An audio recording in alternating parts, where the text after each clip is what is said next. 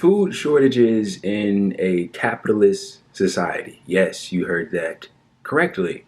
Something that we were told only happened in communism, socialism, whatever other ism you would like to insert into this conversation is indeed happening right now under the ideology that every leading politician in this country promotes and lives and dies by and says is the most perfect thing ever, and we can't and shouldn't move past it because this is, without a doubt, the best that we humans can do.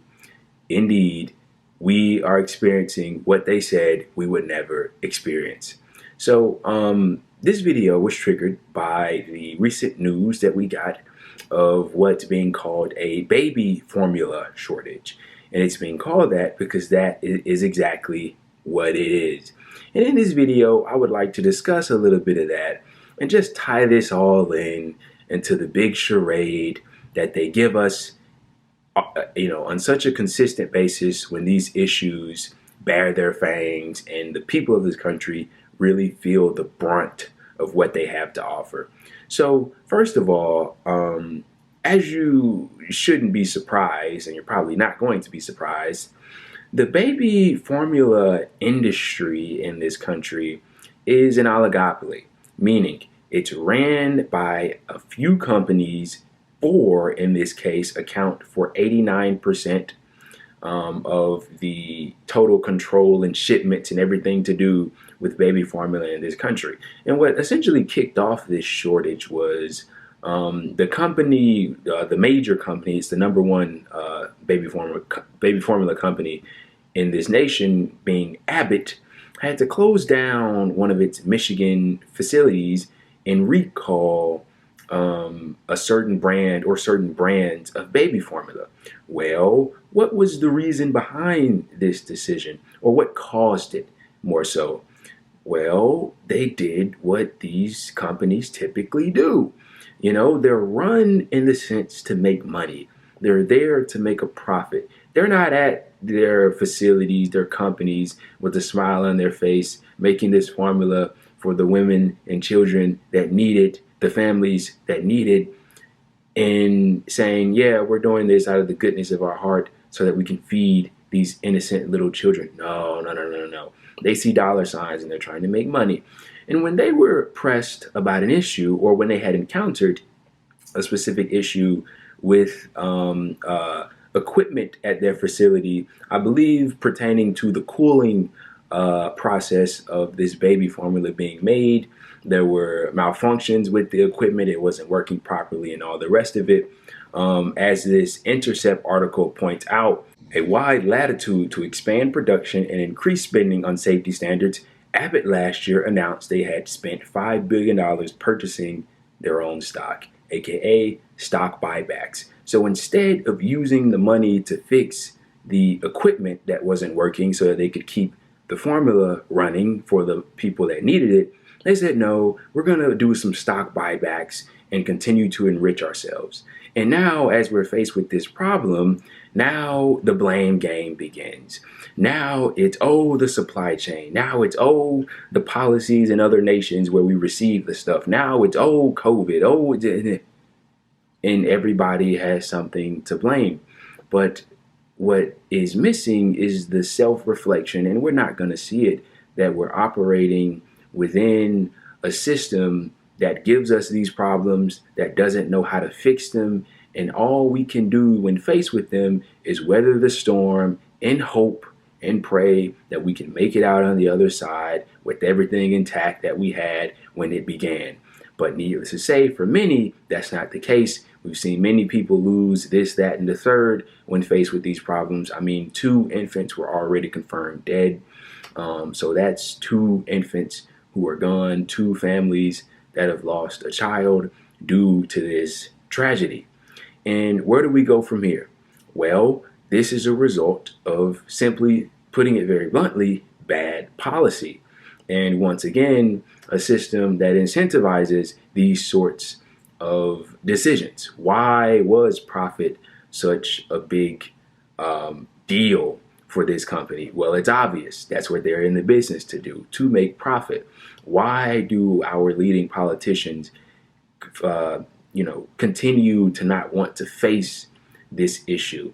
Once again, this is something that they told us, something that was only supposed to come about in a sort of leftist utopia. A socialism is the only place that you will see a food shortage. Indeed, we are experiencing it right here and now. And to just put the cherry on top of this, as we bring this conversation to an end, the People's Republic of China dealt with a similar issue not too long ago. This is an article from The Guardian that gives you a little insight into how they handled it. China executed a dairy farmer and a milk salesman today for their role in a tainted infant formula scandal in which at least 6 children died and 300,000 were made ill, state media said. 19 others have been jailed since January in connection with the case, which involved deliberately contaminating milk with melamine, a chemical used in manufacturing plastics and fertilizers. It resulted in product recalls around the world and caused outrage in China, particularly when details of a cover-up emerged.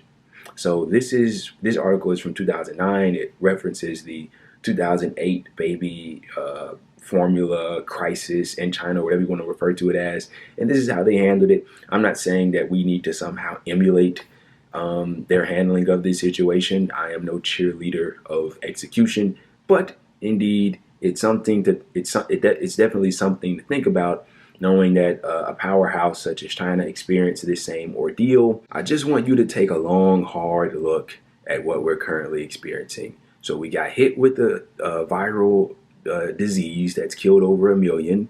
We got hit with an inflation. We got hit with a rise in gas prices that's attributed to that inflation, as well as the ongoing proxy war in Ukraine that we're fueling, that we don't want to see an end to. All these different problems, and to put the cherry on top, and I doubt this will be the last topping on this Sunday, we get hit with the baby formula shortage. Wow. Now, I almost forgot to say this, so I'll probably insert this somewhere at the end, but it's extremely important, which is why I want to make sure this gets included in the video. And this is a general knowledge of economics. I never took an economics course in my pursuit of a higher education because that had nothing to do with the major that I took on. But I do my own personal studying about economics because it's the topic that I'm ever so interested in. With all that being said, when supply is low and demand is high, you won't be surprised to find out how these different corporations go about handling this particular issue. Now, there are many different ways they can go about doing it, but the way they typically go about doing it, especially under our current economic system, is the following. When supply is low and there isn't much of a product, when there's a shortage and there's an excess of demand, they typically do one thing.